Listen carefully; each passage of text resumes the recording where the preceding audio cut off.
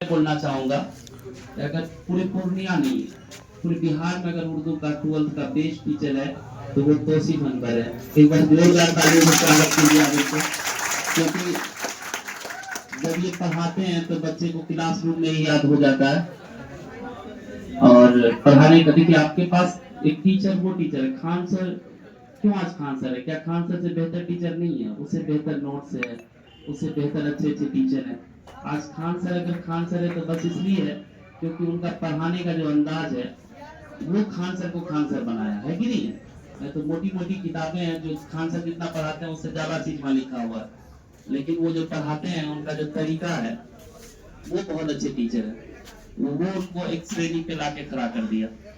आपको हम बता दें आर्यभट्ट साहब, जिन्होंने जीरो का खोज किया, जिन्होंने दुनिया को जीरो दिया, जिन्होंने सबसे पहले बताया कि पृथ्वी गोल है, जिन्होंने सबसे पहले सूर्य चंद्रमा की दूरी को बताया बिना किसी प्रकाश वर्ष के, यूनिट जो है दूरी को मापने का।